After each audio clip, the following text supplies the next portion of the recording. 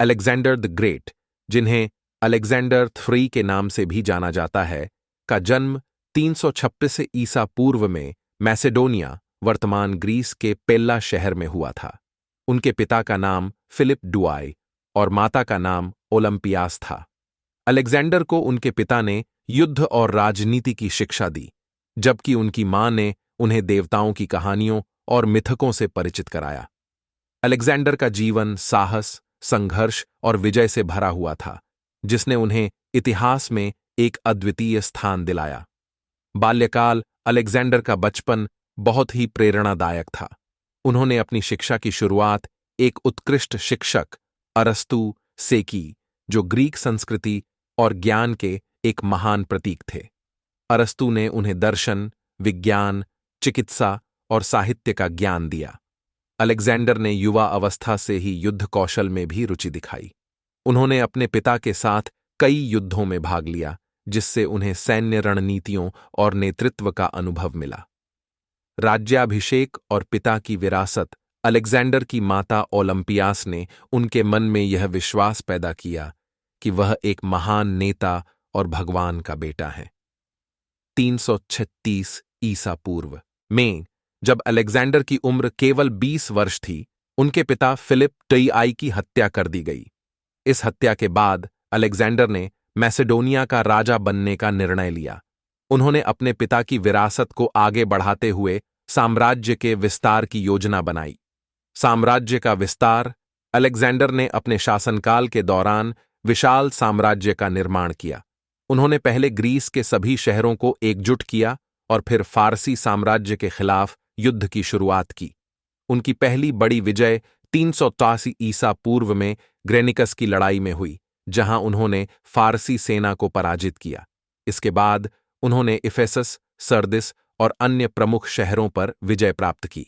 इसले के संग्राम और गेजा अलेक्जेंडर ने 333 ईसा पूर्व में इसले के संग्राम में भी फारसी राजा डेरियस थियाई को हराया। इस विजय ने उन्हें पूरे एशिया माइनर पर नियंत्रण स्थापित करने का अवसर दिया। अलेक्जेंडर ने मिस्र की यात्रा की, जहां उन्हें फारोह के रूप में पूजा गया। वहां उन्होंने एक नया शहर अलेक्जेंड्रिया की स्थापना की, जो बाद में व्यापार और संस्कृति का एक प्रमुख केंद्र बन गया। भारत की यात्रा, अलेक्जेंडर ने 326 ईसा पूर्व में भारत में प्रवेश किया। उन्होंने पंजाब क्षेत्र के राजा पोरस के साथ लड़ाई की, जिसे पोरस की लड़ाई कहा जाता है। इस युद्ध में अलेक्जेंडर ने पोरस को पराजित किया, लेकिन उनकी वीरता से प्रभावित होकर उन्हें सम्मानित किया। इस लड़ाई के बाद अलेक्जेंडर ने भारतीय उपमहाद्वीप में कुछ समय बिताया और वहां की संस्कृति और परंपराओं को समझने का प्रयास किया।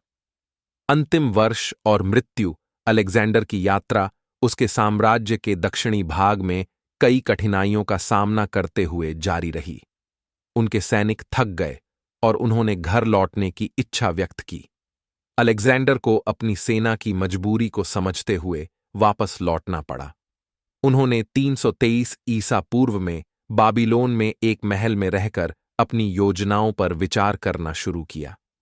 लेकिन अचानक उनकी मृत्यु हो गई, जिसकी उम्र केवल 32 वर्ष थी।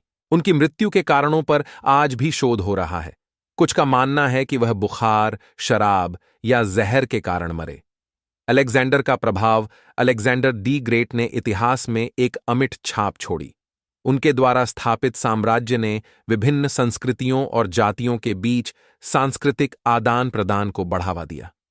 उनके युद्धों के परिणाम स्वरूप हेलेनिस्टिक संस्कृति का उदय हुआ, जिसने विज्ञान, कला और दर्शन में कई उन्नतियों का मार्ग प्रशस्त किया। अलेक्जेंडर को न केवल एक महान योद्धा के रूप में जाना जाता है, बल्कि एक महान नेता, रणनीतिकार और विचारक के रूप में भी मान्यता प्राप्त है। निष्कर्ष, अलेक्जेंडर द ग्रेट का जीवन संघर्ष, साहस और विजय का प्रतीक है। उनका नेतृत्व और रणनीतिक कौशल उन्हें एक महान नेता बनाता है। आज भी उनके कार्य और विचारों का अध्ययन किया जाता है और उनका प्रभाव इतिहास में अनंत रहेगा।